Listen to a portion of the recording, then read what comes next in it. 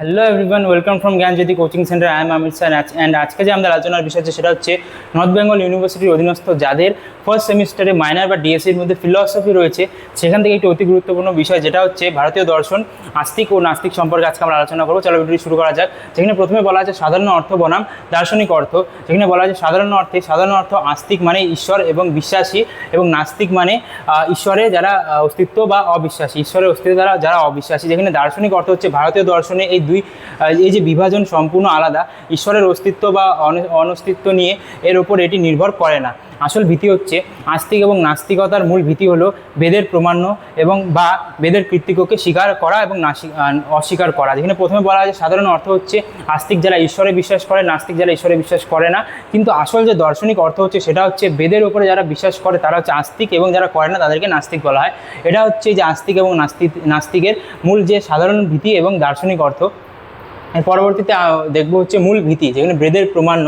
যেখানে বেদ বিশ্বাসী যে সম্প্রদায় বেদের প্রমাণ্যতা এবং কৃতিত্বকে বিনা শর্তে স্বীকার করে এবং বেদের জ্ঞান ও প্রজ্ঞার এক অভ্রান্ত উৎস বলে মনে করে ভারতীয় দর্শনের বিচারে, তারাই হচ্ছে আস্তিক। যেখানে বলা আছে বেদের বিভিন্ন যে নীতি, বিভিন্ন যে কথাবার্তা রয়েছে, জ্ঞান রয়েছে, এগুলিকে যেই সমস্ত সম্প্রদায়, যে সমস্ত মানুষ বিশ্বাস করে এবং মানে, তারাই হচ্ছে আস্তিক। এবং অপরদিকে যে সমস্ত বেদের বিরোধী রয়েছে, যেমন যে সম্প্রদায় বেদের প্রমাণ্য বা কৃতিত্বকে অস্বীকার করে বেদেরকে কৃতিত্বকে স্বীকার করে না, বেদকে অভ্রান্ত বলে মনে করে, এই দর্শনের পরিভাষায় তাদেরকেই নাস্তিক বলা হয়। যেখানে বলা হয়েছে ঠিক একইভাবে এই যে আস্তিকের একদম বিপরীত হচ্ছে, উল্টো হচ্ছে নাস্তিক, যারা বেদের কোনো কিছু বিশ্বাস করে না, বিভিন্ন ধরনের জ্ঞানকে, প্রজ্ঞাকে অস্বীকার করে, তারাই হচ্ছে নাস্তিক। এর পরবর্তীতে আমরা দেখব হচ্ছে আস্তিক দর্শন কাকে বলে।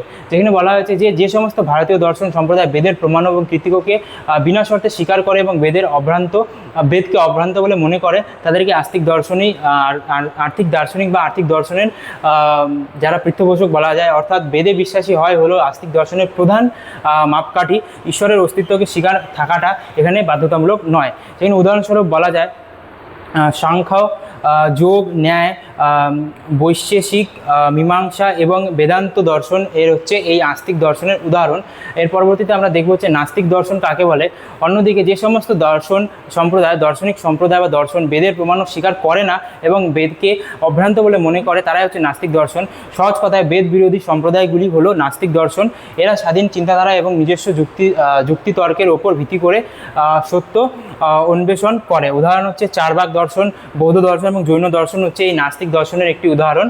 এর পরবর্তীতে আমরা দেখব হচ্ছে যে মূল পার্থক্য কী রয়েছে। যেখানে এক নজরে তুলনামূলক বিষয় থেকে আস্তিক দর্শনের মধ্যে বেদের প্রমাণ্য আস্তিকরা বিশ্বাস করে, স্বীকার করে, নাস্তিকরা স্বীকার করে না।